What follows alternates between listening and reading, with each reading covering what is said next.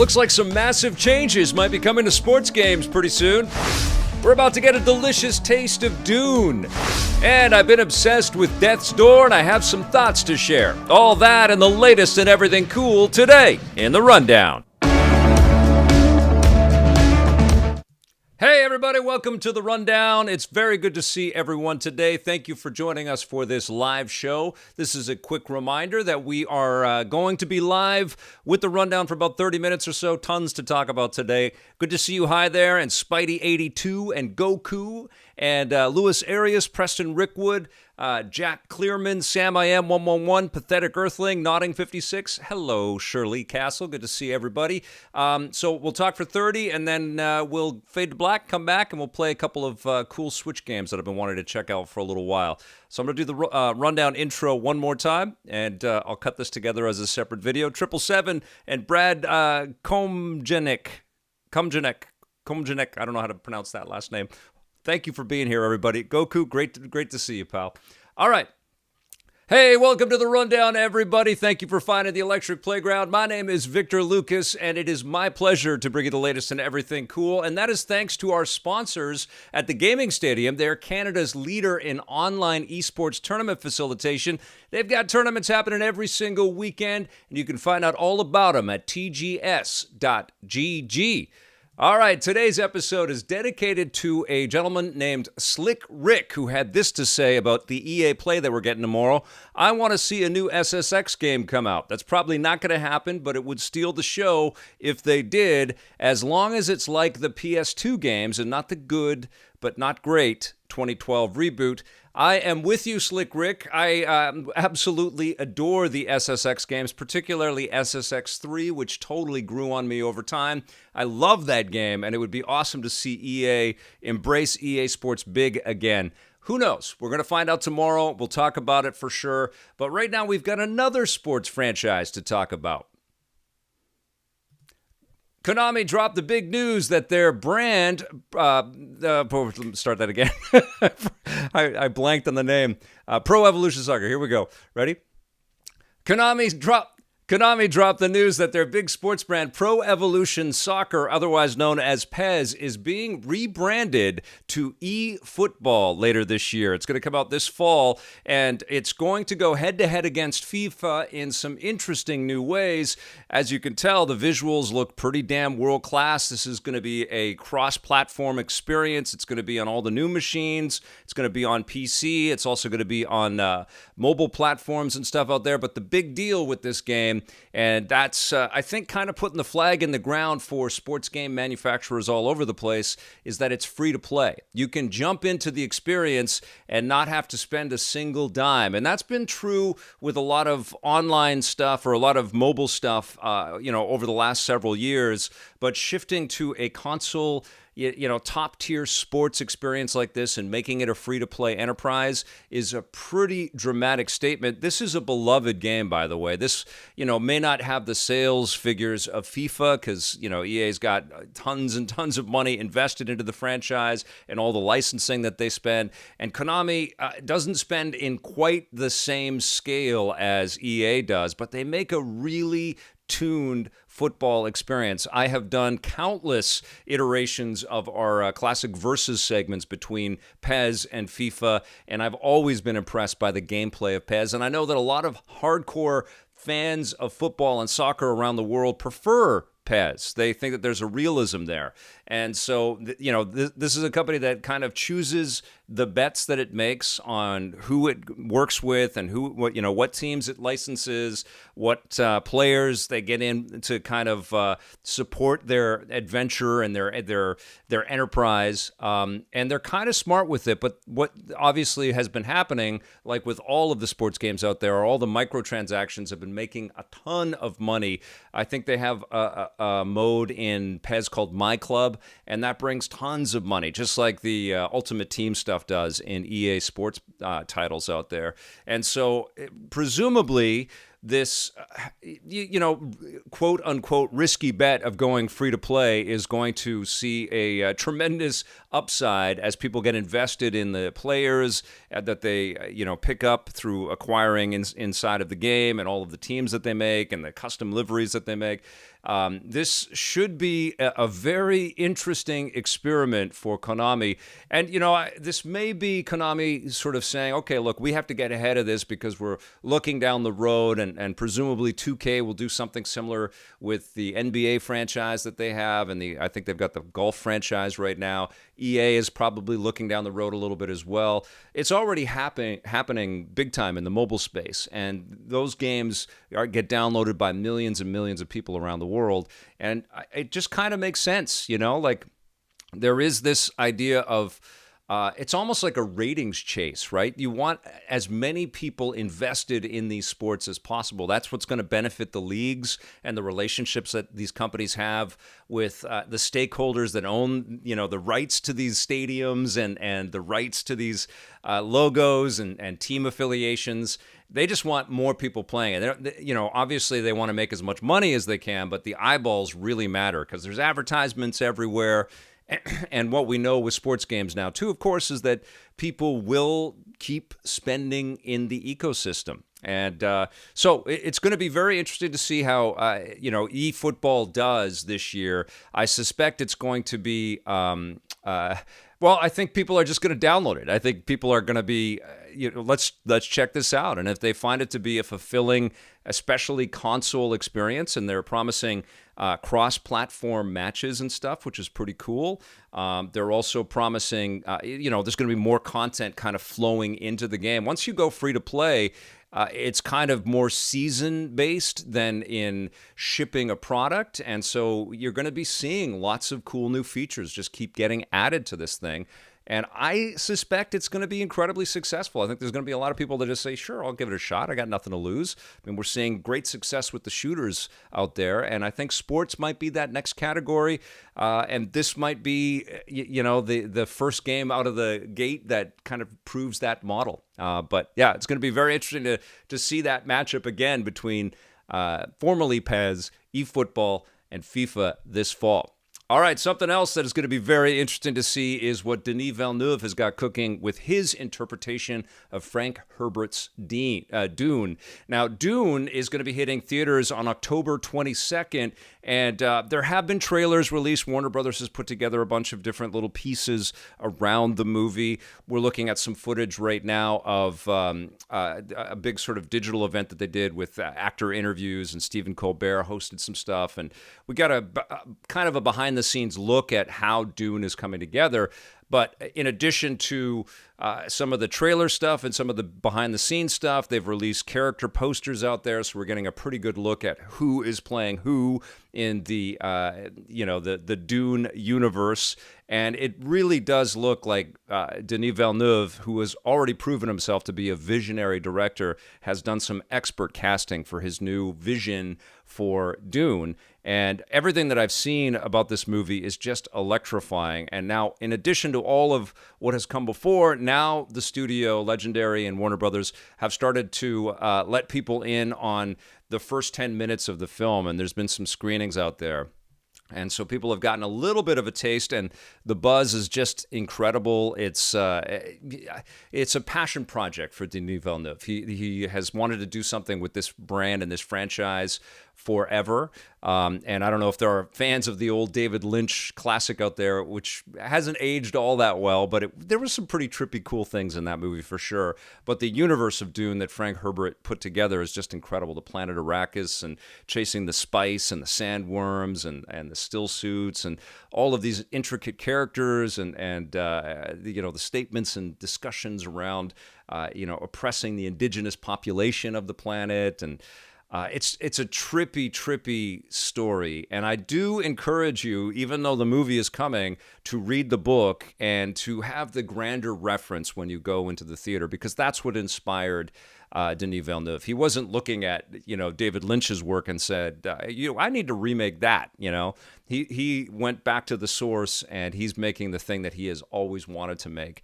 And the guy just did an incredible job with Blade Runner 2049. I love Arrival. I love what he did with Sicario. He is one of my favorite filmmakers that's working right now. And this is honestly one of my favorite sci-fi stories. It's just an incredible tale with a lot of characters to care about, and there's a lot of uh, like every character you see in the story is incredibly vulnerable. This is not a planet that we're visiting, Arrakis, that is meant for comfort and meant for people to just live and sort of vacation on. It is hostile. And to think of the ways that Villeneuve will kind of represent that is just mind-blowing. I am so excited about this. Now, the trailers kind of speak to the fact that there's going to be some, awesome performances as well as some pretty incredible sci-fi action sequences and set pieces. Villeneuve knows how to frame the screen, and he's working with Hans Zimmer, and I've read that Zimmer is trying to create an alien soundscape with the score for this thing. He doesn't want it to sound like Star Wars. I think that this is it, man. This is the big kind of gamble that Legendary and Warner Brothers and Villeneuve, he's even gone on record. He was really pissed off at the fact that Dune was put into the premiere on HBO Max at the same time it's going into the theaters, because obviously he's been building a theatrical experience. He did not like the idea that this was going to be something that people were going to watch on their television sets. Of course, there were extenuating reasons why that was the case.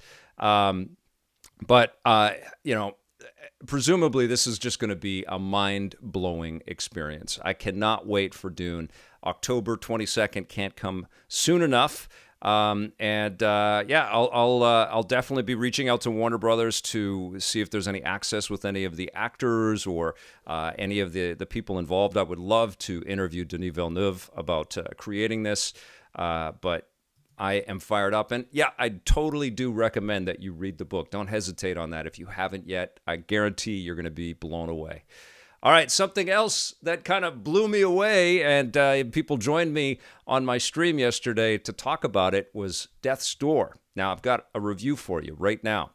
Now, this is a game that stars a little crow who is a reaper, and he has to go and collect souls. We collect a lot of souls in video games. Especially since Dark Souls. And Dark Souls and the kind of Souls kind of mentality is definitely an influence in this game. It's got a kind of cryptic, dark, gothic kind of vibe to it. There's some creepy little corners and stuff, but obviously this is also an incredibly adorable game. And it's a very cleverly crafted one, starring, beautifully animated little characters. Not only the character that you play, but the other crows that you meet that are also sort of endeavoring to collect all of these souls. But also all the enemies that you will fight are really well represented by cool animations. There's lots of great details as well in the environments that just make it look kind of like a storybook or a pop-up book. It's got a great aesthetic to it, and it's done without a tremendous amount of like hyper-realism or like trying to define everything with perfect texture detail or anything like that. It's just cartoony and expertly animated and beautifully scored as well. That's the other thing that really impressed me and everybody that had joined me on my Twitch stream on the game yesterday, is the music is just magnificent. It's just you're washed in it, you're bathed in it. It's so beautiful and so lush. The game was made by a couple of developers and presumably some support in the art department, but basically it's run by two guys that make up a company called Acid Nerve in Manchester, England. And these guys made Titan Souls, which was a terrific experience, but that was a much more hardcore action experience than this one is. Death's Door has, there's hardcore elements in it, and you're going to get into bottlenecks of, fighting different characters and getting into some pretty intense combat and intense situations. But there is so much exploration in this game that it feels very analogous to a classic Legend of Zelda experience. And so it was very, very comfortable for me to get lost in. I love games like this. This wasn't a roguelite type of thing where you lose everything and you got to start a run again. It's all kept for you. All of the things are kept in place for you. If you activate a switch or if you light a furnace and a platform is going up and down, it will still be there when you go back to it. If you've defeated enemies in a room, when you die and start again, they will come back again. But if you defeat enemies in a room and you leave the room and come back into the room, you've killed them, and you'll see their devastation and their debris everywhere. So there is a tremendous amount of detail and also leveling up and sort of, character growth as you start to understand the mechanics and the nuance. There are new weapons that you can pick up. One of the early ones is an umbrella, which was not the best weapon, truthfully. But you'll be fighting bosses that are elaborate and wonderfully represented. Very, very clever art style all the way through this. And then, the sort of core combat mechanics are about rolling away from danger, using projectile weapons, whether you use your sort of magic bow and arrow, or you'll learn spell effects like being able to hurl fireballs and stuff. And then knowing when to roll into an attack and either using a quick strike or a more effective but slower paced hard strike, and you'll chip away, and some of the enemies actually, you honestly do chip away as if they were made out of fine china, like Grandma here, who is one of the earlier bosses in the game. And she's hurling all kinds of stuff, energy bolts from every direction. It's almost like old classic arcade style experiences like that. But then layered on top of that is this sort of meta story of, the responsibilities you have as a Reaper and the other crows that have been sent out on missions and have been disappearing, and the mystery that you kind of have to solve. And boy, is it captivating. Oh my goodness. There was this one section in here after I defeated some stuff and I encountered this really cool character. And that's the other thing about the world building in this game. And I don't know if this was intentional, but, we're obviously seeing all kinds of incredible transmedia opportunities for great IP. We're getting a Cuphead animated show. So as I was playing this, it was very easy for me, especially looking at, I think this is from the announcement trailer, but it's very easy for me to look at this aesthetic and go, you know what, there could be an incredible animated series made around this beautiful, creepy world that has been crafted for us. Death's Door is amazing. It's one of the best games that I've played in 2021. It's one of the most enjoyable experiences that I've played from the incredibly talented tastemakers at Devolver. They just know how to find great games, and this is another one of them. Absolutely adore it. Don't sleep on it. I think it's available on every platform, and eventually it will hit the Switch. I don't think it's quite ready for the Switch yet, which would be a perfect fit for it. I played it on the Xbox Series X, and it ran beautifully. It's an incredible game. I'm going to give it a 9.5 out of 10. All right. I've got a couple of other things that I want to tell you guys about. It is the 25th anniversary of the Crash Bandicoot games, and Activision has bundled together a bunch of their recent titles, and they're all good. And I found this trailer on Nintendo's YouTube channel, and it's quite remarkable, the work that's gone into Crash 4, Crash Team Racing, and the Insanity Collection that collects remastered versions of the first three Crash Bandicoot games. They're all bundled together in a pack that they're calling the Crash-Aversary, and I presume that that's also available for the other platforms out there, but I totally recommend it because all three of those games, one's a collection, one's a sequel to that collection, and Crash Team Racing is kind of it's a revisit to the classic Crash Team Racing with lots of great new amenities. It's a beautiful game. But I totally recommend those three. If you haven't got them, hopefully they're all collected at a pretty decent price, and they get my seal of approval.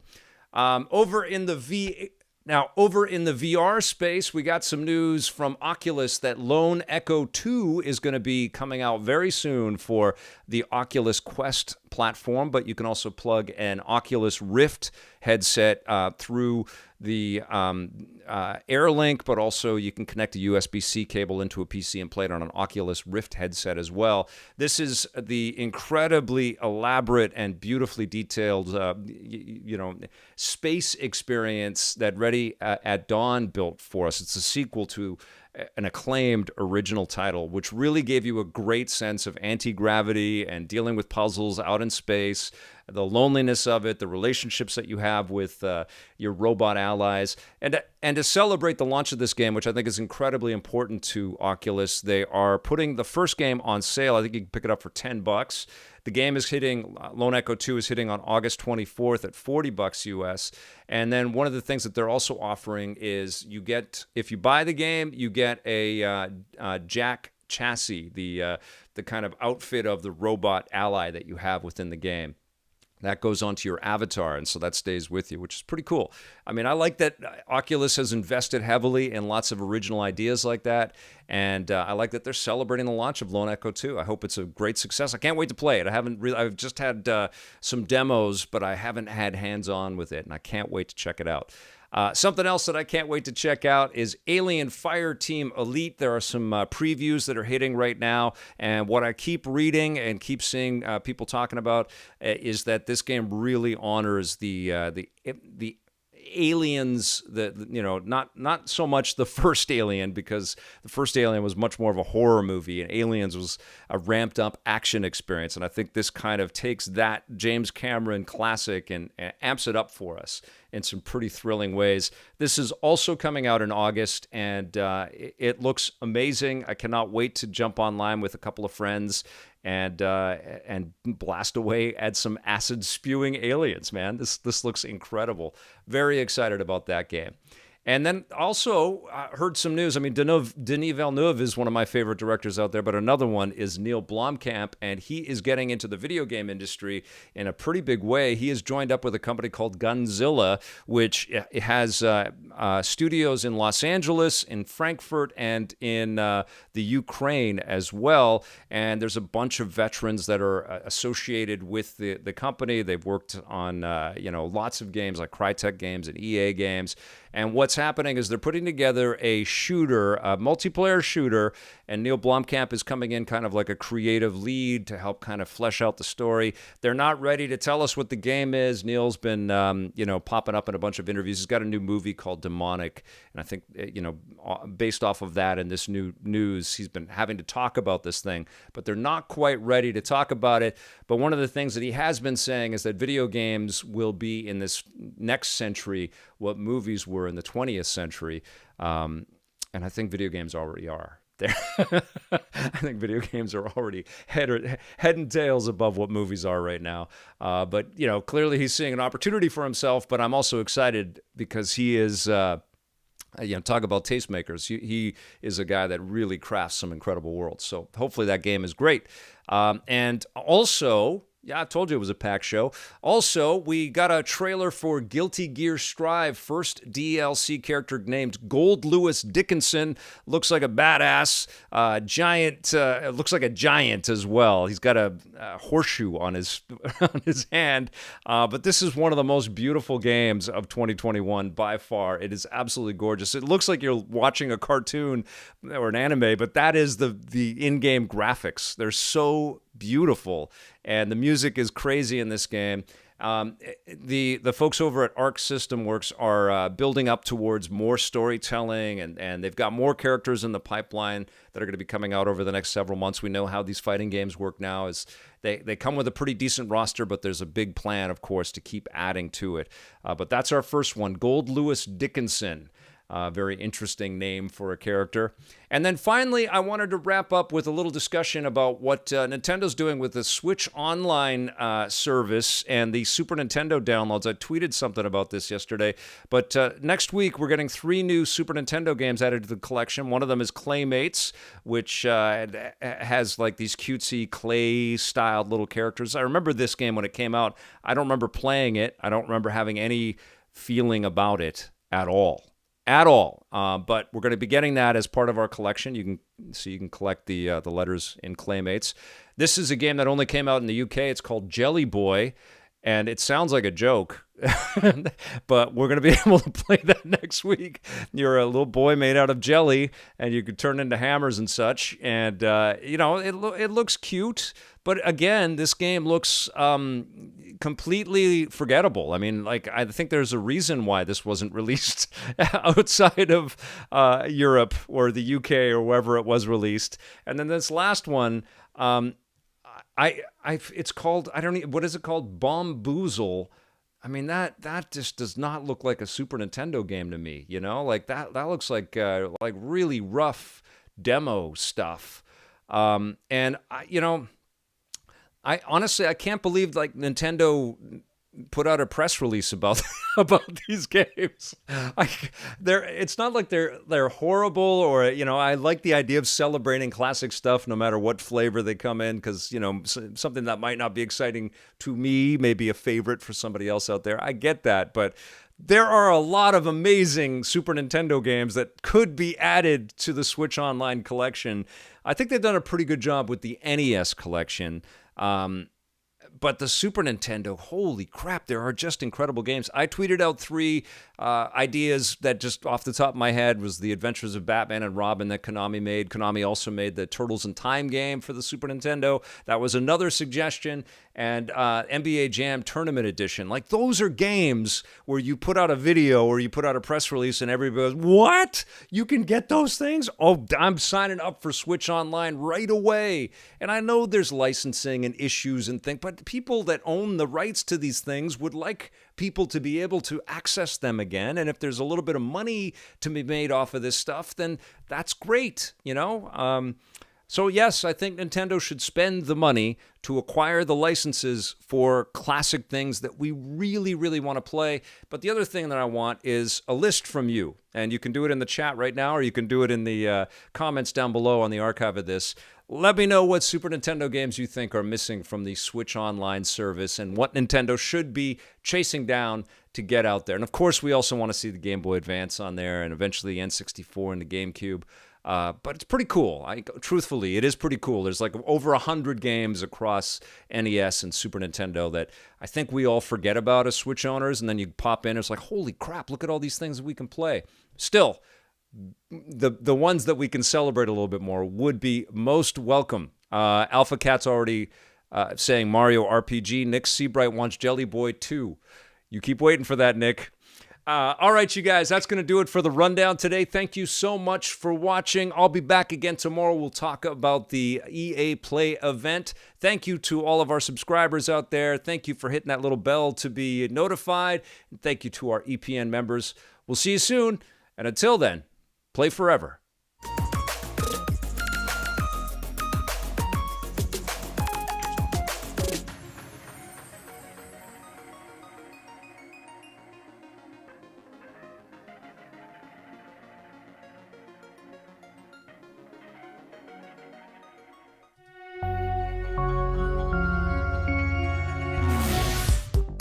Welcome to This Day at Everything Cool for July 21st. On this day in 1969, humanity took one giant leap. Apollo 11 astronaut Neil Armstrong stepped down on the surface of the moon, becoming the first human to set foot on the surface of another world. They had actually touched down on the surface inside the lunar lander 6 hours earlier on the night of the previous day, but Armstrong and fellow astronaut Buzz Aldrin didn't venture out of the craft until after making the necessary preparations, like deploying a video camera. Armstrong and Aldrin ran several tests and collected soil and rock samples, and all told, they spent about 2.5 hours walking around on the surface and 21 hours in the lunar lander before blasting off and rejoining the orbital command module, which was piloted by the third member of the crew, Michael Collins. They returned to Earth 3 days later, splashing down in the Pacific Ocean and fulfilling NASA's promise to send astronauts to the moon and return them safely to Earth before the end of the 60s. The moon landing is easily one of the most important moments in human history, showing what can be achieved when human ingenuity is used for peaceful exploration and scientific investigation. The discoveries made during the Apollo 11 mission aided future trips to the moon and helped advance the technology for the entire space program. Looking ahead, NASA and other spacefaring organizations are working on manned trips to our closest neighboring planet, Mars.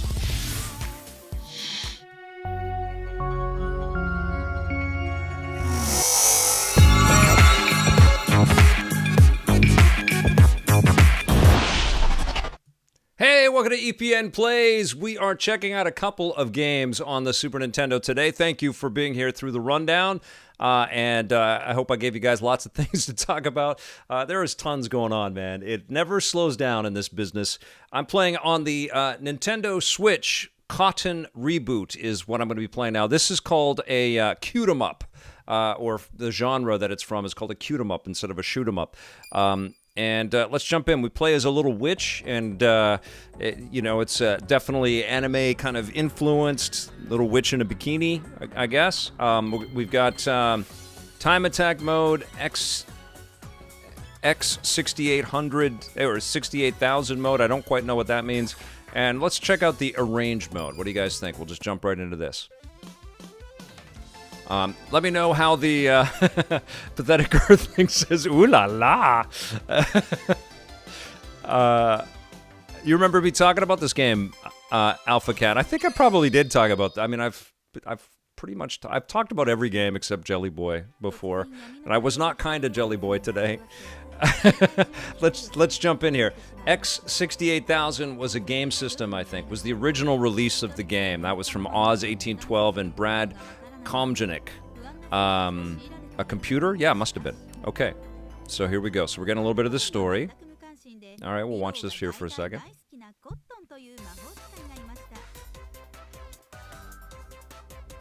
Jelly Boy review when? Don't bully Jelly Boy. I guess I have to play some of those Nintendo Switch Online games, right? I love playing them. I just wish there was more time, man. I would be streaming classic stuff all the time. I love that stuff.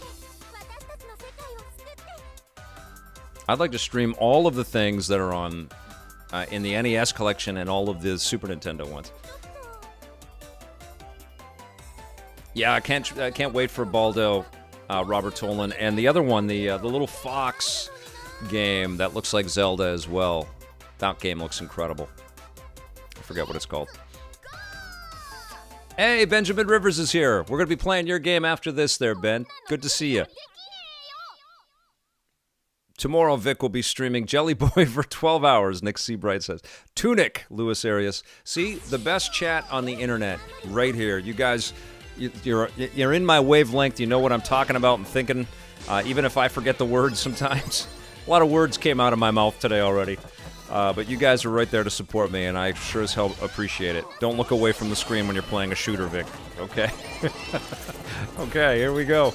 Shooting the fish! Getting them! So it's adorable, this game. Like, cute little characters. But, you know, there's a lot going on. It's vicious. Like, no one's holding back. Let me know how the audio balance is. Hey, love Cotton. My new game is using classics like Cotton for inspiration. That's from RK Games. That's awesome. That might be the last time I can look away from the screen. Now we're into a little bit of bullet hell right here. Let's see.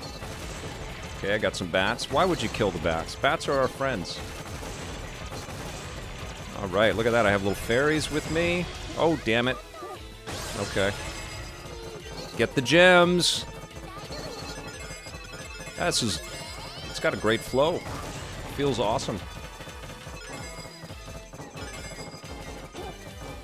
Oh, it must look weird that I'm looking way over. I have two giant monitors right beside each other, so I kind of have to look this way. I should have it over there so it looks like I'm looking down at the thing. All right. Every time I stream, I learn things.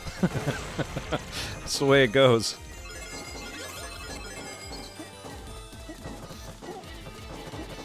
All right, here we go. Wow. Loving the chaos. Oops. Already got the continue thing. Okay, so I wonder if I go over here, does that look better? No. All right, I'll be right here. All right, can't wait for you to review the Steam Valve new I can't wait either, man. I am so psyched for that Alpha Cat. Oh, damn. I did not want to be underneath that giant head thing. Whoa. Oh, I like this craziness. Ah! Each one of those bullets was bigger than me. This is crazy. Oh my god. I mean, is it bullet hell if the bullets are... It's missile hell. Oh my god. Ah, this is one of those games where if you survive, you don't know how. What? Alright, I like the dragon attack. That's cool. Now, does anybody know if this is based on anything? Why would they... Can you turn around, Cotton? No, don't be over there. Oh, damn. Nope. Okay. Or is this an original idea for the game, or did this come from a manga or something like that? Holy crap! Okay. Thank God for the continue button. We're actually going to see some stuff in this game. If I couldn't continue, you'd be watching the opening bit over and over again. Ouch! Stage 1 boss. Hirata. Holy... Okay. Dragon attack. Dragon attack. I mean... It's like I have an inch to move. And I'm 5 feet tall. Okay, I don't have to keep tapping the button. It's got an auto fire. Okay, that's handy. Good to know. It's still sucking. Okay. I like that this just throws you right into it. Go. Go. There was no onboarding, no easy ramp. We are just going to hurl and fill the screen with little cement heads. Good luck. Oh, yes. Holy now it's a volcano. What the hell? Oh, my God. What is happening? Did I get him? I killed him. Wow. It's tea time. I love it. Oh, what is this? You actually you drink the tea. You collect the tea. Okay. This game is rad. It's insane. I like it. Get it. Oh, I could have done better with the tea time. There is a lot happening in this. Okay, it does look easier than that R-Type Final 2. Yes, that really got me, that game. So, well, there's continues in this. All right, here we go.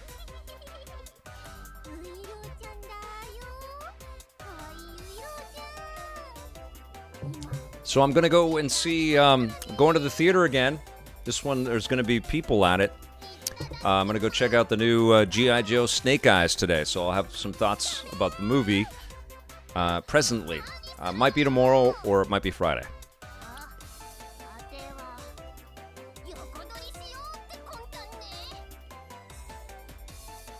Imagine if there weren't continues.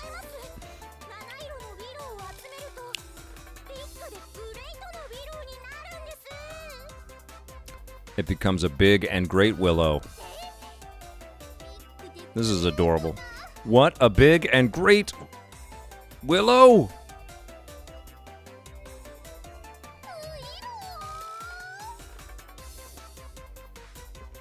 Vague Zone Podcast says Snake Eyes looks unusually good. I did not see Space Jam, Miss Ojat. It's weird now. Like, if the theaters aren't quite like open yet, and so some studios have a plan for. Like I'm also getting the. I'm going to be able to see Old, the new M. Night Shyamalan movie.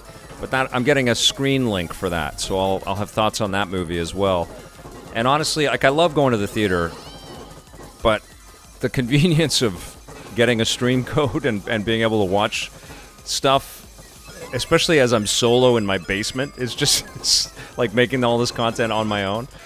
It's just so much better. But I also do love going to the movie theater. I went to go and see Quiet Place Part 2 and F9 so far in the theater this year. And so this will be my third one, and then I think there's something cool coming up with Free Guy, which I'll be able to talk about soon. Ah! This is adorable. Whoa! Love the intricate art on this game, man. This is really cool. So I don't know how this... I mean, it's a reboot, so I don't know if this is all brand new pixel art. I guess we'll take a look at the original, which is the X68000 version. Oh, jeez. Okay. Love it. Okay, shooting the clouds. This looks so cool. Like that little elf boy, he looked like he was all right. I just blasted him to bits. I'm gonna shoot these cute little owls. Cotton is just relentless.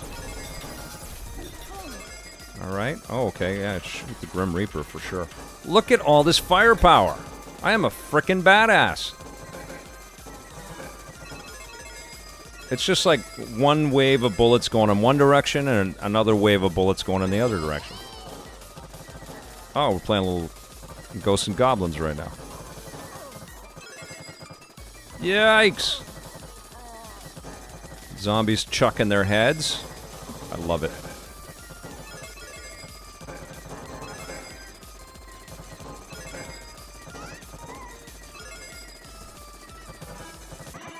This is really cool. I'm loving what In is doing, by the way. I mean, they're finding kind of obscure games. I've taken a look at a bunch of In games over the last little while, and they're finding ways to kind of repackage them and get them out, and celebrate them. And I think it's awesome.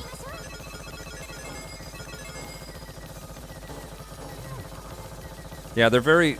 I also like they're very proactive on getting exposure for their stuff, too. Like, they reach out all the time. We've got this game. Are you interested in that? Are you interested in that? And that's the way to do it, man. It's a crowded marketplace out there, and if you're building stuff that people don't have tons and tons of awareness of, like, I vaguely know Cotton. And I'm sure I looked at I don't know, there might have been a PlayStation game or something like that ages ago. I'm sure I looked at a Cotton game before, but it's not the thing that's top of my mind for shoot-em-ups. So it was very good of In to reach out and say, look, this is a special thing that we're bringing out. We want you to take a look at it. And I appreciate when companies do that. And this is crazy. Yikes, what the hell? Yeah, I wonder if, along with... the business is changing, man. Like, today, we're talking about a free sports game, free-to-play sports game. We have Valve entering the portable game hardware market. We have Game Pass complaining about the free games that Nintendo's adding to Nintendo Switch Online. But I'm wondering, along with the Steam Deck, if I'm sure Valve is working on some kind of subscription thing. I mean, that Steam Deck just screams out like a Steam Pass or something like that. They must be. They're going to want people to pick up a Steam Deck and then a subscription and then be able to play all kinds of stuff. This is great. I'm so glad that there's continues because we're actually seeing some stuff. I have not tried Pokemon Unite. That has just come out, right? I'm supposed to pick up the tea. Damn it. Okay. I was reading. I have not. How is it? Have you checked it out? I'm definitely going to download it for my kid. She loves Pokemon.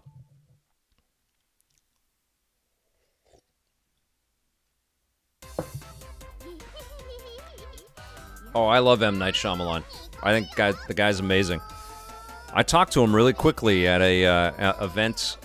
We worked with Telefilm Canada, and we went to Cannes for the television festival. And he was launching a TV series at the time with Matt Dillon was the star, and we did a red carpet, and I got a chance to talk to him, and we talked a little bit about video games, and he was awesome. Just a super, super sweet, smart guy. Not every movie he's made has been my favorite, but he's a hell of a filmmaker, and I love that they're his, you know? I've even watched that Servant show on Apple TV Plus, and it's really well made. It's just horrifying. It's hard for my wife and I to watch shows where, like, babies are in jeopardy, and we watched the first season, and we were like, this does not make us feel good, this show, at all. But it's very well done. Wow. Look at this. I mean, this is like a fever dream. Like, there's just so much stuff going on here. It's insanity. It's like, I think when they went to, they were putting some concept art up on the board, they said, yeah, we'll take it all. But this is for a different game. Doesn't matter. Put it in this one. but this is an RPG. But doesn't matter. All right, but put it in. Okay, make it shoot things. Okay, which is great. It's ballsy. All right, I've got Vikings from Lost Vikings down below, which is what the hell is happening? Oh my God! I've got a firebolt. Oh man, I feel high. This is just incredible. There's floating castles, fireball with some kind of like fire tentacle sticking out of its butt. Like, what is happening? It's amazing. Oh no, you don't. You got me, son of a bitch. Okay. All right, here we go.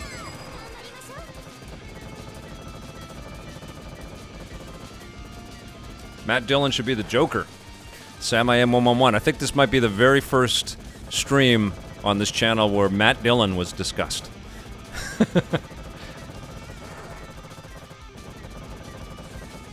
Oh, they're called tails. Right. Right.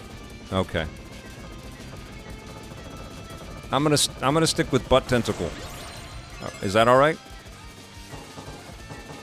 Use the 100% super. Where the hell are you seeing that? Oh, I have down below. Okay. Look at how much stuff is on screen. This is outrageous. This is every game is in this game. There are like flying owls. Are they owls? From Owlboy? Little elf characters from Lord of the Rings. That looks like some kind of a lamp thing that you'd see in Shantae. Look at that cute little lion. Dead. Flying lion. The eyeballs from R-Type. Every game is in this game.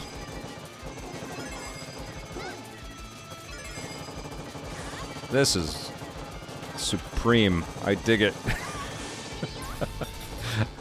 Go! Uh-oh, boss. Let's see what the boss creation is now. It's in the IP Nexus. Yeah, we're playing Ready Player One as a shoot 'em up right now. Ah! Okay. This sure looks like a TurboGrafx game right now, doesn't it? Oh my goodness. What? Giant Valkyrie lady. Half snake Valkyrie lady. I love it. Ah! Alright. So I'm going to beat this boss and then we're going to check out the X68000 model. Oh my goodness. Oh, fire bats. Oh yeah. What the heck is that? Yes! Go get this thing. I don't know what that is. It's like a brain in a jar. It's insane. Then you catch the falling T. What is happening? Wow. Video games are amazing. I mean, they're amazing. How can movies ever compete with this? And then we get the bikini lady with the little doll at the end. All right. After this year and everything cool, Vic should make this year and everything Matt Dillon. What did Matt Dillon do on July 21st in the past? Oh, that would be hilarious. Every day in the history of Matt Dillon. That's pretty good. I like that, Nick Seabright. It runs really well, doesn't it? No slowdown. It's mind and thumb candy. Okay, now we have little wizards. Oh, I'm pressing the wrong button. There we go. Okay. Oh yeah, this game is great. It's exactly as advertised. Okay, all right. So we're gonna go to the other version just to see how it stacks up. I would imagine it's the classic game. Okay, here we go. If hell was a fun place, it might be this game. Okay, so this is the X68000. Somebody tell me what that is. Benjamin Rivers probably knows what that is. Some platform I never had. So probably an old classic computer. Okay, it's pretty damn good. This is cool to see the story done in the old days. Ben Krush, yeah, the TurboGrafx 16 Mini is... Love it! They did such a great job with that. Thank you, Miss Ojat. The X68000 was a 16-bit personal computer announced by Sharp in 1986 and first marketed in March 1987. It was called a personal workstation. Okay. I did not have one of those.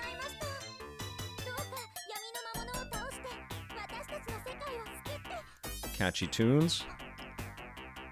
I mean, I love what they did with the reboot part of it, too.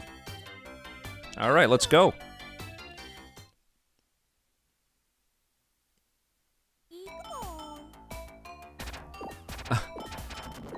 I'm glad I don't have epilepsy because there's so much stuff going on. Oh, man. That's a comment with some biting truth in it there, Nodding 56. Apologies to any of those dealing with or have family members that are dealing with epilepsy that might be watching this stream. This seems a little more civilized. This seems like you can kind of tell what's going on a bit more. What a great... I mean, all these classic remakes do this, but I love that you get the original to kind of compare and contrast. This is so cool. It plays really well.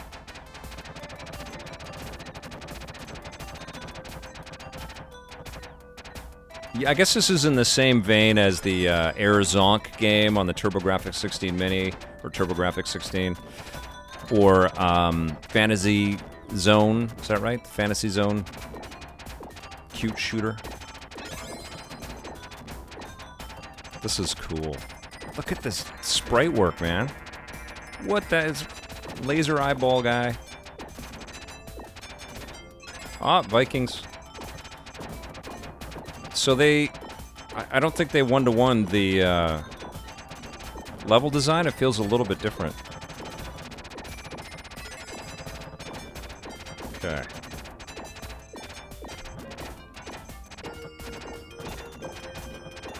What the? All right.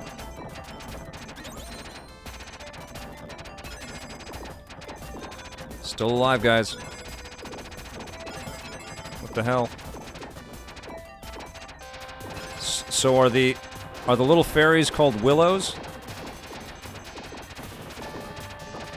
I don't know the cotton lore. Ah! What the? It's adorable.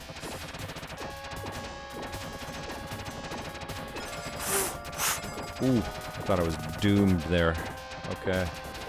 I can see why they remade it. This is fun. The classic is fun.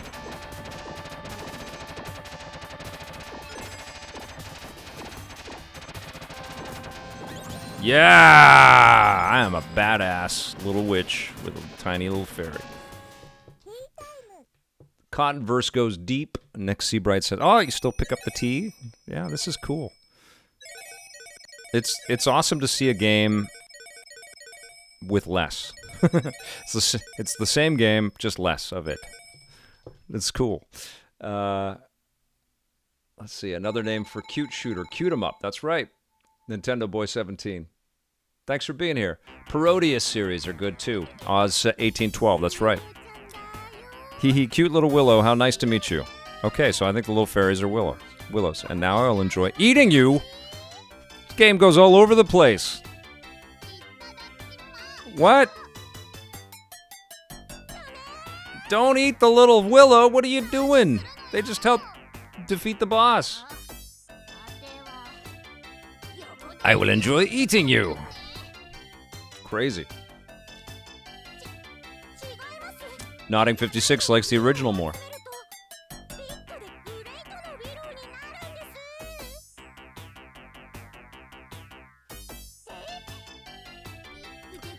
Yeah, you have to collect them, Bruce McLavy. You got to collect those little gems, and then they give you power.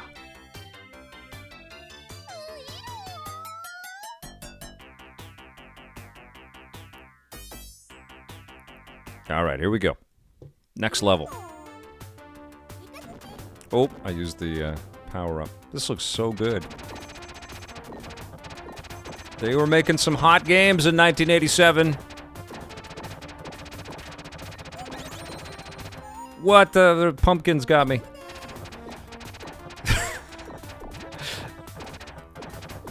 I would actually like to be at a Blockbuster Video in 1987 to have somebody describe Cotton, to hear somebody describe Cotton to somebody else.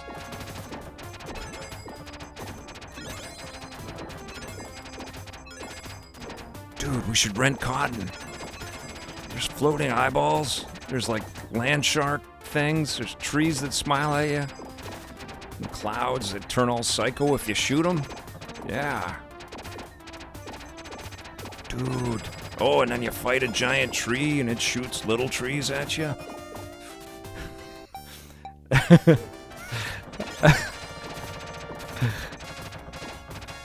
there's like avocados that fall out of the sky, and you gotta get the avocados.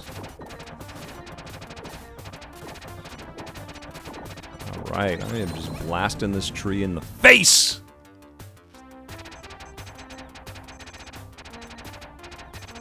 Totally miss renting video games. Yeah, there was something special about that, wasn't there? The community aspect of it, too. And then there's these little happy fairy guys. These guys are like out of... what's the fairy franchise? I forget. It starts with an I. The last one we got was on 3DS. I forget it. You would be told to stay off the crack. 1993 is when this one came out. Well, it looks very nice. Kid Icarus, yeah. That's right. Those little elf boys look like they're from Kid Icarus.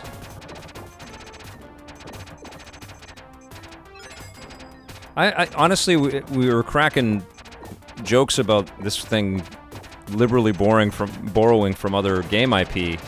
I'm honestly shocked that there wasn't a Warner Brothers produced Ready Player One scrolling classic retro beat 'em up, shoot 'em up, or something that took into account all of the licenses that Warner Brothers secured, paid for, borrowed, whatever they did.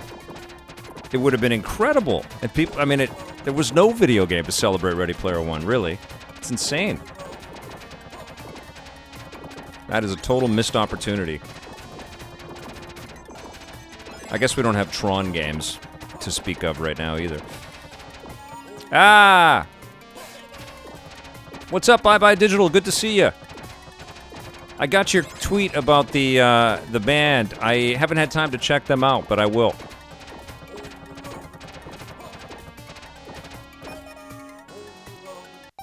Ooh, that's a good comment. Med USA versus Shoe. The marketing on Ready Player One seemed mishandled. I just read with my daughter. We just read the Ready Player One book again. I had listened to the audiobook. We've seen the movie now a couple times. We read Ready Player 2 together, and we just watched the movie again. And boy, what an amazing franchise Ernest Cline put together. It's just so cool. So much opportunity and possibility. There's a permanence about it, obviously because it's rooted in the familiar, but it just feels like logical, like that it exists, you know, and so tapped into what all of our communal, you know, obsessions are out there.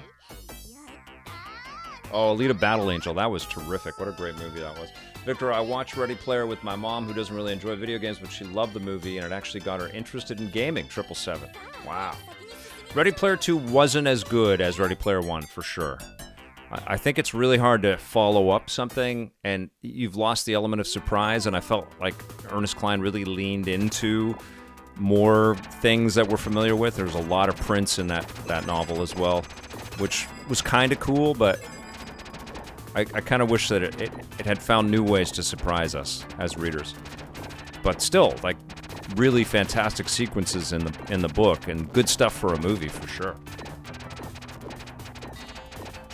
I played Like a Dragon. I loved playing it, but I did not finish it. And you guys know what happens is, like, I love these things, but I have to make new shows, so I gotta play new things. So I played it for as long as I could. I got totally obsessed with it. It was wonderful. And like, okay, I can't play it anymore. I gotta go play this now. Woe is me. But that's my life as a reviewer. I gotta keep moving on. All right. That's why I find it, like I purposefully carve out the time to play and beat one of these 16-bit superhero games or side-scrolling superhero games. It's like, that's for me, And I dig that people watch this stuff and they find some value and some fun in it, and I love that people do dig those videos. But when I do them, I just feel like I am doing this for me. I am just playing something I'm really curious in. I've wanted to play it forever, and hopefully people will like it. And I just love finding a few hours in a week to dig into one of those classic games.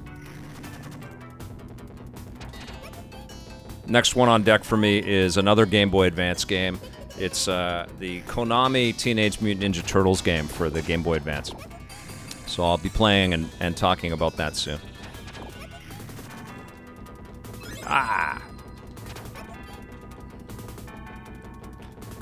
Blair Farrell, that's right.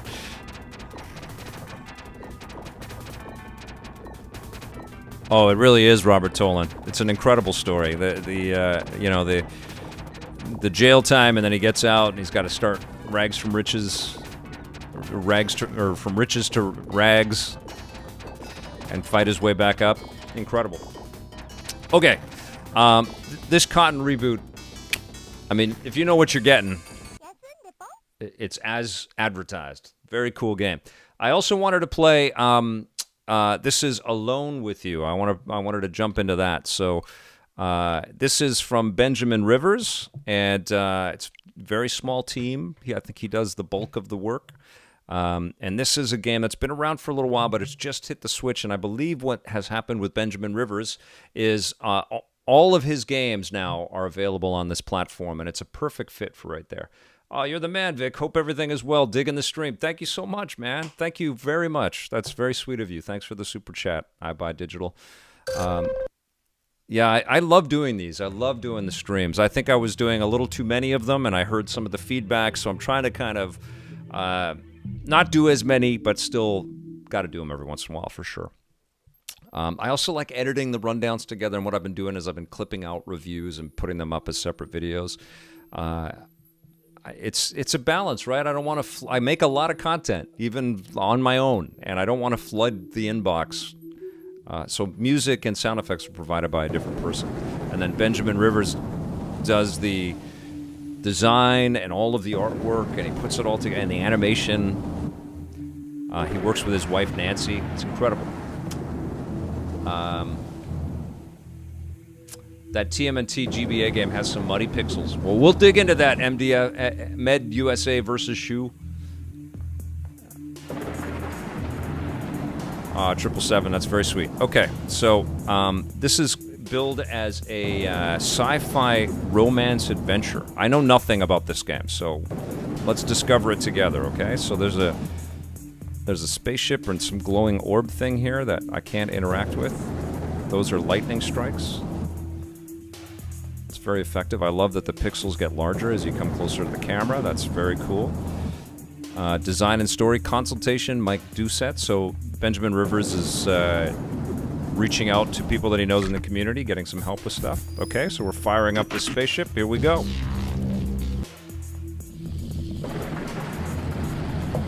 I am streaming a little bit. I'm going to stream a little bit more to Twitch, twitch.tv/EPN. So please subscribe over there. I just I streamed Death's Door yesterday. Story design and programming by Benjamin Rivers. Total Another World vibes, Nodding 56. All right. So I don't know the whole story here. I don't know if Benjamin Rivers is still in the chat. He was watching. He's an indie dev out of Toronto. Awesome guy. We've had him on EP before. I visited his studio when I was out in Toronto a few years ago. Had a great conversation with him. He's a wonderful dude. But if he's on the chat, fill us in on the story here. Oh, that was my own personal Twitch stream. I still have it, but I don't have time to also do that. I feel like I could just be posting here, posting there, posting here, posting there, posting there. You know, it's crazy. I think I've done one Instagram story in my life. Like, I don't know how people have time to do anything and then post all the things that are out there. That's why I'm hardly ever on Discord. I'm just like, you know, I'm like watching or playing or reading or I'm getting ready. I'm always getting ready. And then I come and when I'm live with you guys or I'm cutting or I'm shooting or something, it's like, that's all I can do. And it takes a bit of time to do this. Okay, so going to the ship. The ship hangar is inaccessible. All right.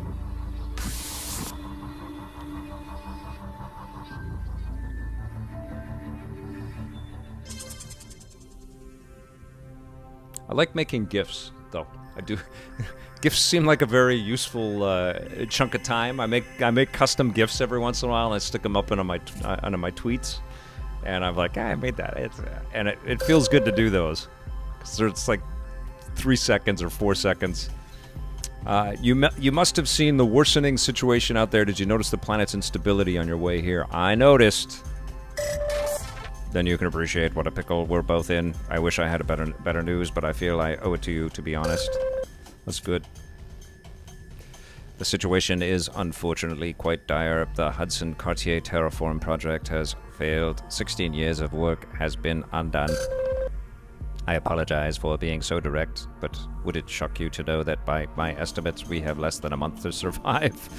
I'm gonna be chill on that. Perhaps your astuteness is why you alone have survived. The next 3 weeks are critical as Epsilon Eridani B continues to decline. Thanks for playing this, Victor. Hope you have fun with it. Awesome, Benjamin Rivers. Thanks for being here, pal. It's beautiful so far, pal. We still have an escape ship here in Colony A. It is structurally sound, and I believe I can help you fly it so we can escape.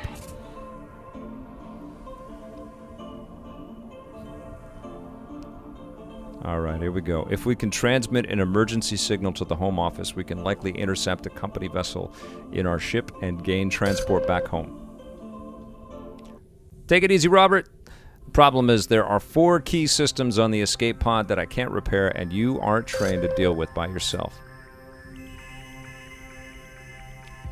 I haven't been outside yet, iBuyDigital. Didn't look too nice, though. The air quality out here in Vancouver.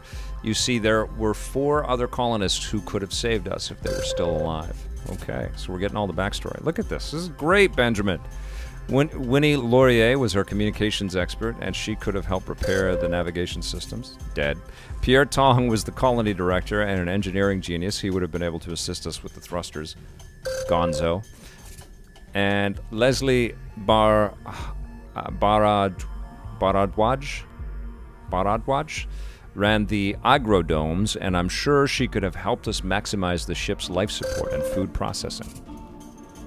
And Jean Lumumba led the resource management teams. He could have shown us how to best keep the ship powered and stable. You and I can head out to find materials and information, but only these 4 could have guided us in fixing the ship. But if we can use the HoloSim chamber to recreate these 4 key colleagues, they can still help us in a way. Interesting. I know it's a long shot, and it's going to be a little unusual, but if we work together, I think we can make it. I like the urgency of the way that this game is starting, so that's the plan. Before you go to your quarters, though, register your name so the holograms know what to call you. Very slick. There we go. Batwing.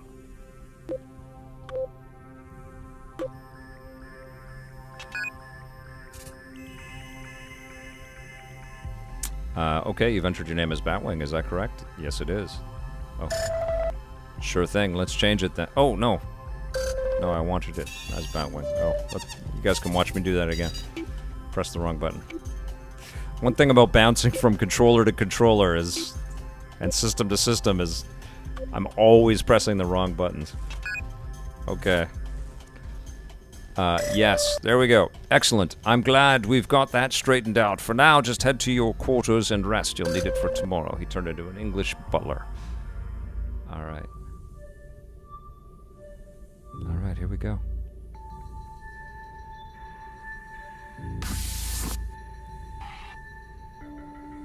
Benjamin is a very, very smart fellow. Inaccessible. Okay, so where am I going? Going into the crew quarters, okay.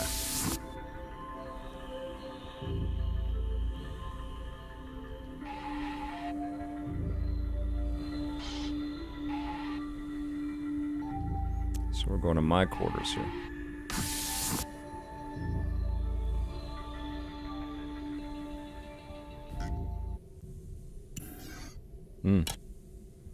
So cool. If Benjamin is on, did you do all of this on your iPad? That's what I discovered the last time that we talked, is that you do a lot of your work on the iPad, a lot of the artwork and stuff. I don't know if you're still in the chat, though. Good morning. I know you've just woken up, but as we discussed, time is of the essence. How are you functioning today? Are you well? I guess. That's good. Your task will be easier if you're well rested. Please come see me again in the core at your earliest convenience. Okay, let's go to the core.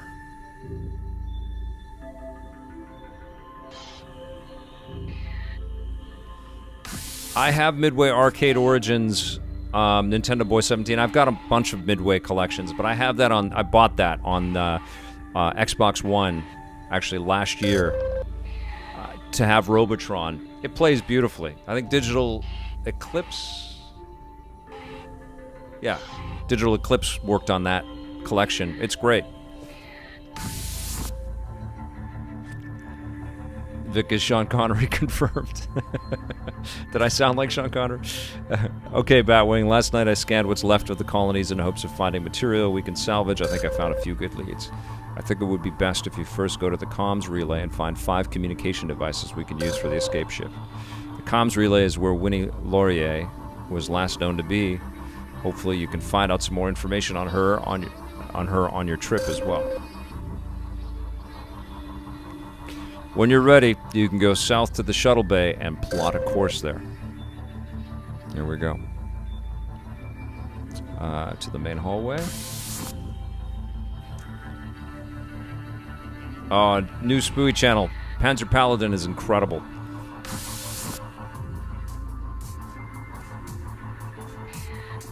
Inaccessible. Inaccessible. Okay. Shuttle bay. Here we go. Cool. Use the shuttle, and we're going comms relay to get Winnie. This is so slick.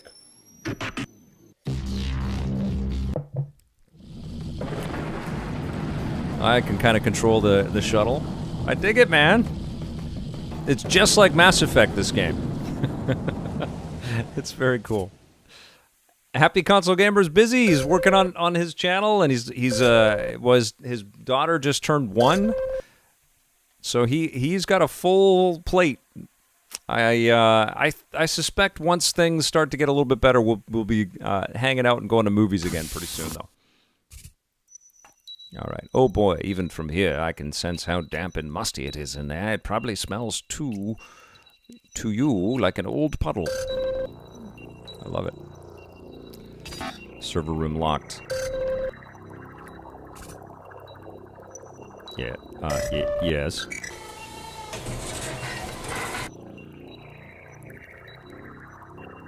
Oh, that sounds amazing, Nintendo Boy 17. How are you doing so far? Do you need any help? No. You are very resourceful, Batwing. If you need a reminder about what you're doing while you're in one of the facilities, just press ZL and I'll help you out. Okay. I love the sound. The sound is incredible.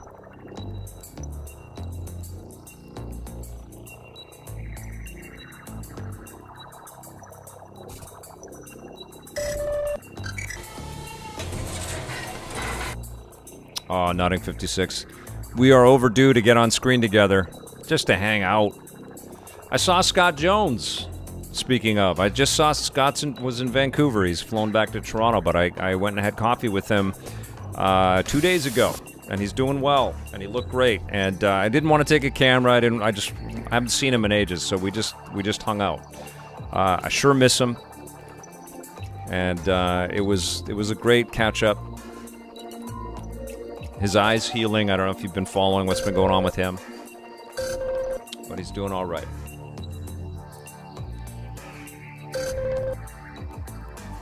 Okay, here we go. I didn't read that. I took my eyes off the screen. It's a standard security panel. It must be what locked the other doors in this part of the relay. Are you going to turn off this? Yes, I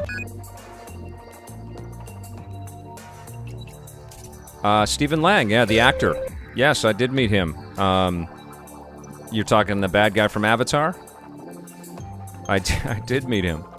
I met him and Sigourney Weaver and James Cameron at a party at San Diego Comic-Con that Ubisoft put on.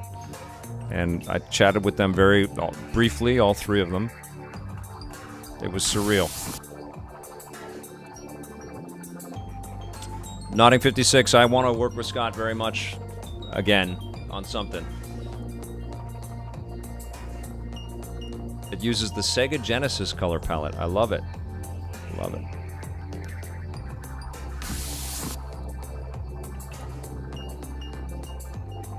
Okay, what is this?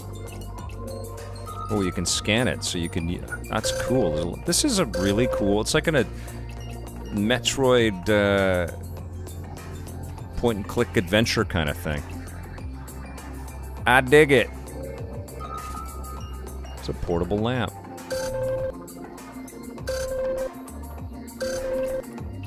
So you can scan the environment. Of course you can.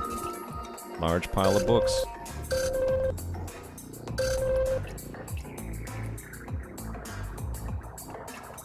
He's hilarious. He really is.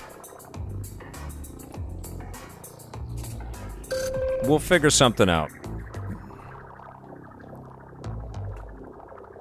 We're in touch all the time. Same with Johnny and I. We've been chatting quite a bit too, just texting back and forth. I work with some pretty incredible people. And, you know, I've had Foobs on the show. I'm overdue for having Bear back on the show. I miss Bear. Great guy. Miss Marissa. Love working with her, too. Okay, so, let's go to the conduit room. Oh, I opened stuff up, didn't I? This is cool, man. Benjamin, when did you make this game? When did this first get released, and what machine was it first released on? This work is unconventional, but I can use this to boost the signal in the escape ship's distress beacon. Now we only need 3 more communication parts from this area. Okay.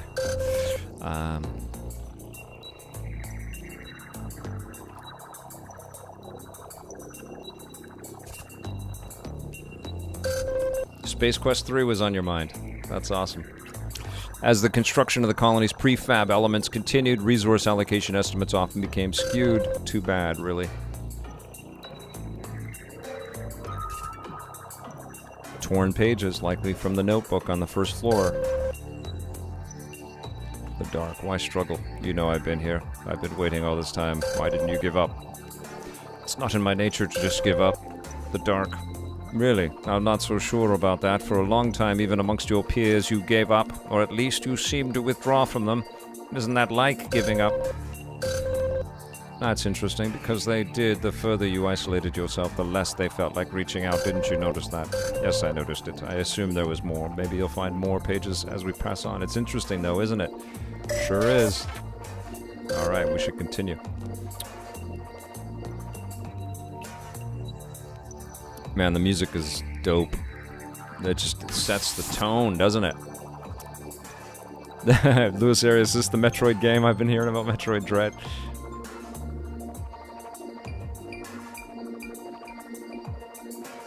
Alright, here we go. What do we got here? What do we got here?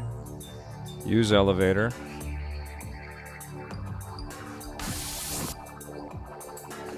So, antiquated technology. Large pile of books.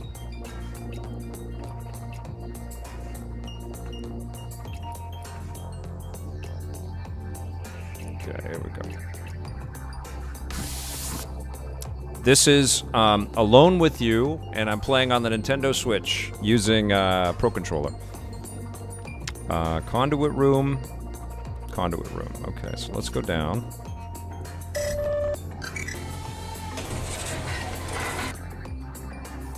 Everybody in chat is secretly a game developer.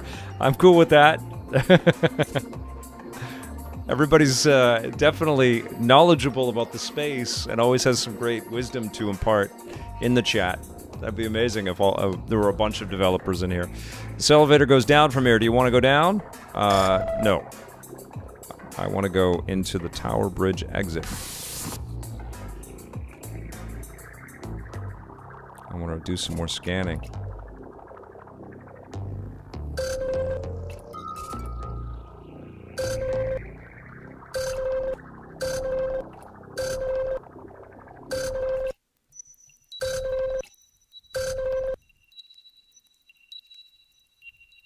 I'm curious, who are you siding with right now?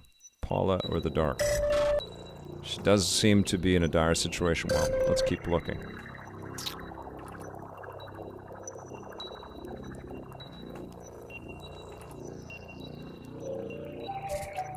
Open relay conduit. Clever work here. Your scan will help me configure the ship's communication parts to be more redundant and failsafe. Now, we only need 2 more communication parts from this area.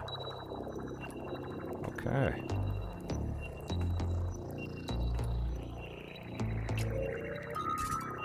It's a small pile of physical books. All colonists were issued data pads with e-reading abilities, but I suppose that wasn't to everyone's liking. There are assorted philosophy titles from old human writers. You can see very neat notes written in the margins, like those other books you found. These all have the W monogram written on the first page. Winnie. Second floor hub.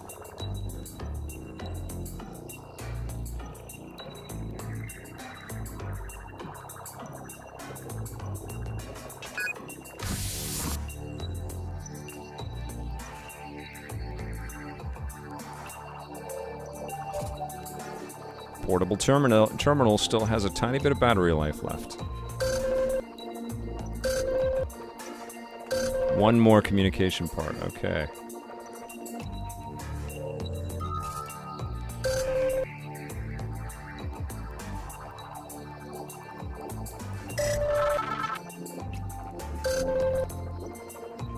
Boning up.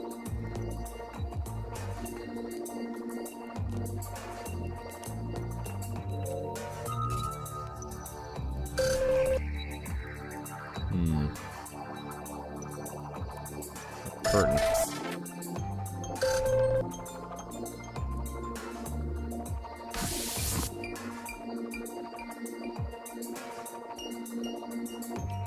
Oh, you've got the Sega Genesis Sega CD combo in the game. Is it in this comms relay? Space Benjamin.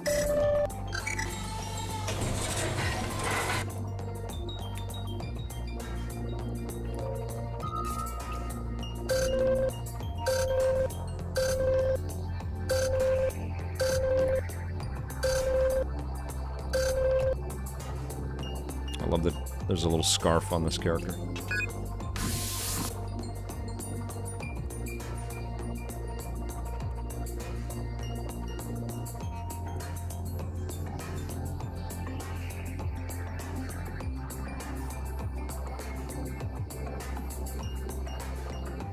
Hey, Tiago, good to see you.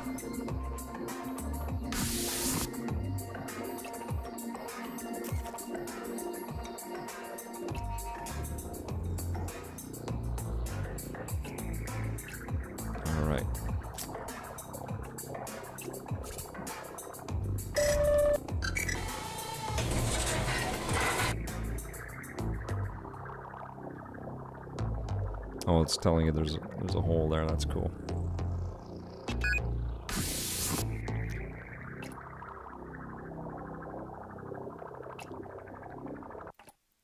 Tiago Santos, I just reviewed it. 9.5. Incredible game.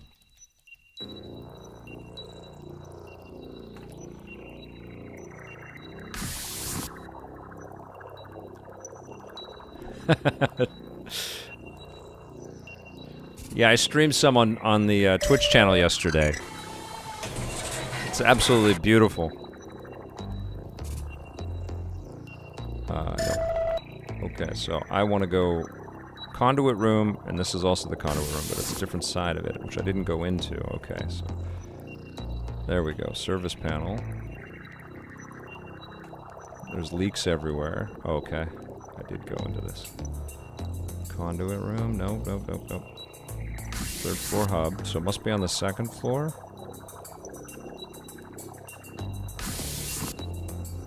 Maybe I missed something over here. Antiquated technology.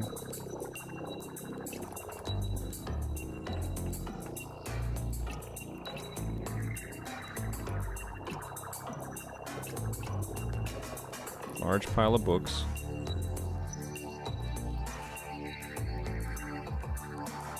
Discarded food wrappers. Let's look at. Okay.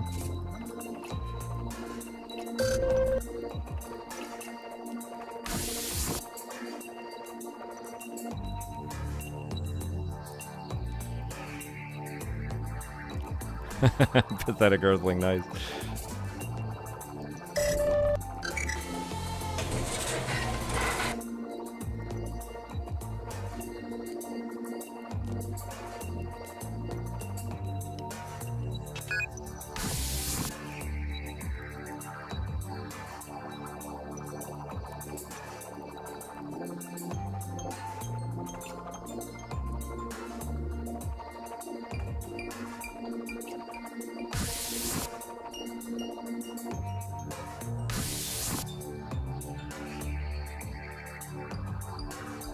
Collection of books, torn pages,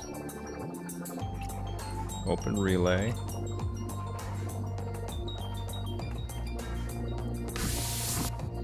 Must be on the first floor then.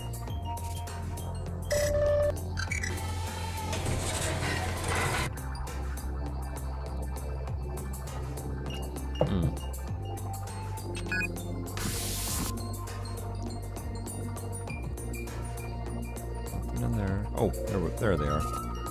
Oh, torn pages. So, who do you listen to most? The gardener woman, the drone leader, the self-appointed director, the William. Sometimes he's still broadcasting the old colony. He sends me little messages. And why him? Why William?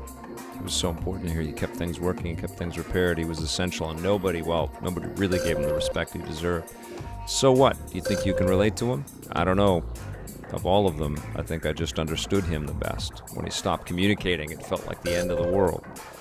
Well, you think of it, it might be. You said it yourself. That seems to be the end of the story for now. I wonder if William is in reference to Mr. William King, who was the maintenance chief in Colony B. Cool. Stories within stories. So many details in video games. Okay. No, we can't leave. Can't leave. We gotta get this. Where is it? Field notebook. We need one more. Where is it? It's not in the lockers. Where is it?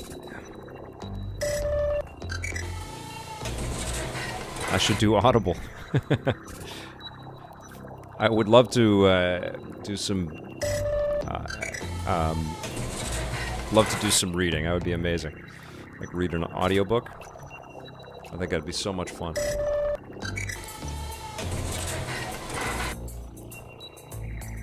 Okay.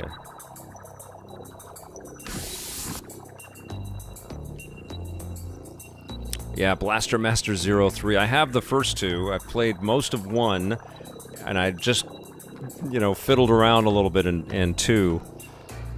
They're both such incredible games. I wish I had a little more time to get back to them. Collection of books.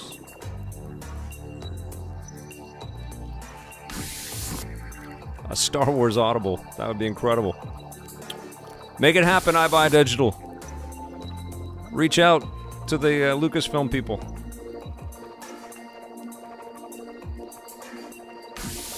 Come on, where is it?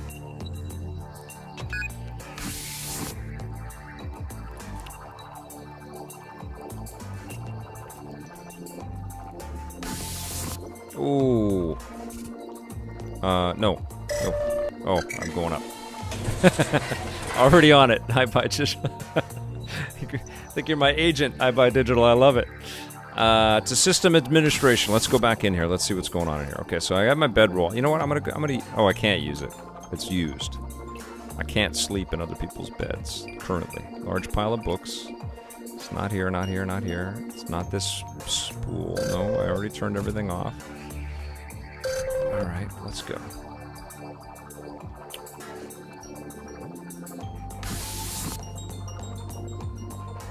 Where is it?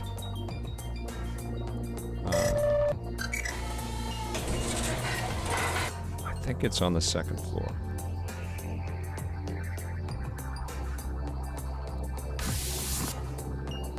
Where is it?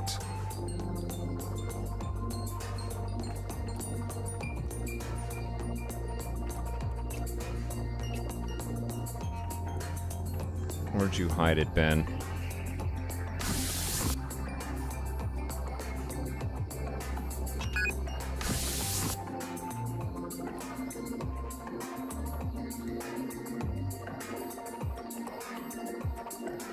Odyssey's incredible, Tiago. What a game! I'm sure I'm like you guys, where you feel envy for people that are experiencing something that you love for the first time. I always get a little bit of, I'm happy, but I'm also a little bit jealous that, oh man, you don't know what you're in for with Super Mario Odyssey or Legend of Zelda Breath of the Wild or Witcher 3 or it's incredible, right? And there's so much back catalog stuff. No, I don't want to go to dive into to be impressed by, whether it's 16-bit stuff or PlayStation 3 games or whatever.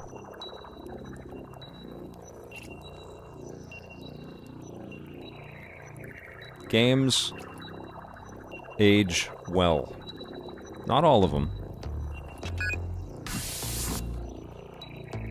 But it's fun to go back. It's fun to go back in your catalog and discover something that people raved about and make it your own experience for the first time. I'm stuck, you guys. Everything was going so well. Oh! There it is. It's this whole thing here. You've scanned a still functioning terminal that is apparently hooked up to the tower's mainframe. I bet. Okay, mainframe is unfortunately damaged, but the terminal you scanned can still help us. Good work. When you finish there, you can use the shuttle to return home. Oh, I was just about to give up, and then I solved it.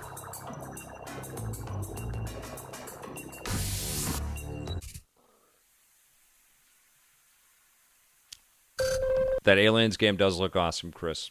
Even if there are microtransactions sort of implied and it seems like there's a games as service kind of attitude around it, it does look incredible. All right, so we can use the shuttle. So we're going to go and see if we can find the Genesis and Sega CD.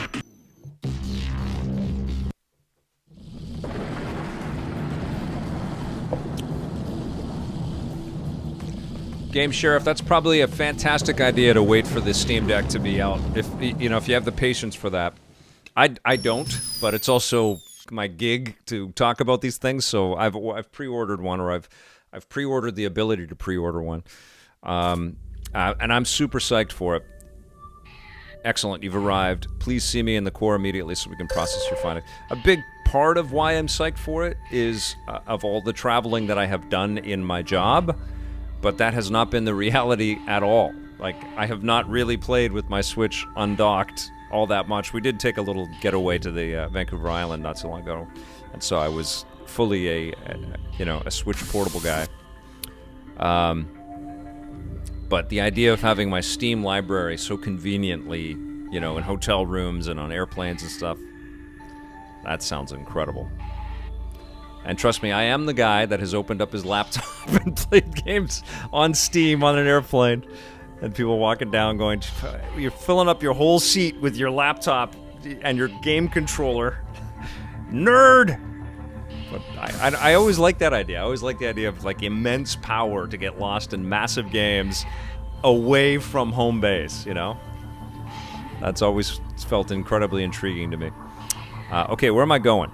Talk to me. Not ship hangar. AI core, that's where I'm going.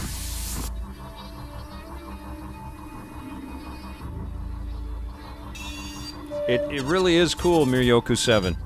This is Alone with You. Okay, I've synced the data. It kind of has like a, Duncan Jones Moon movie fused with Metroid and some classic click and point adventure games.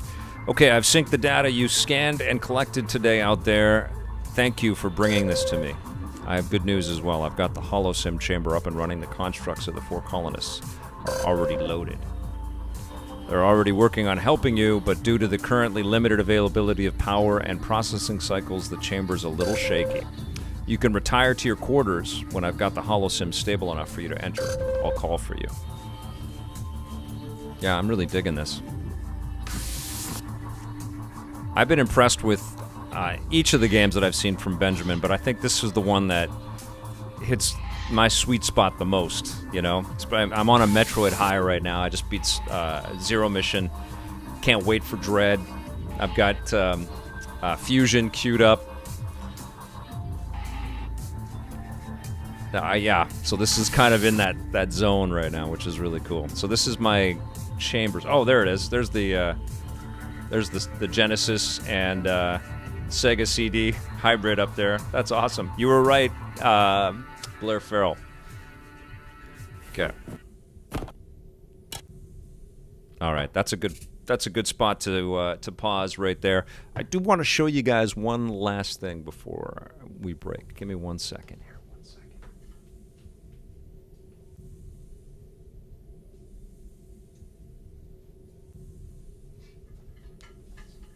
Show this off because it's freaking cool. If you follow me on Instagram, I've already spoiled the surprise, but I did one of those Xbox custom controller things. I forget what they call them. I've got one for the Xbox One. It's kind of more darker Batwing kind of vibe, but I wanted to go for a kind of a retro, 60s, 70s kind of Batman aesthetic. So this is the gray of the suit. The yellow around the bat symbol, the blue boots and the blue cape and the blue cowl, and then you've got the black bat ears. And so this is my new Xbox One or my Xbox Series weapon, and I was just I gave it a thorough workout with Death's Door, and boy, I love this controller. Oh my God. I really want Nintendo to do something with their Pro controllers where we can customize these suckers, and also the DualSense for the PlayStation 5. This is such a brilliant idea that you can kind of make it your own. I even put my, you can't really read because it's kind of like a darker gray on the lighter gray, but I put my little gamer tag on the bottom there. But that's my new Batwing controller for the Xbox. All right. That's going to do it for the show today. Thank you so much for watching the rundown, and thank you for watching the stream.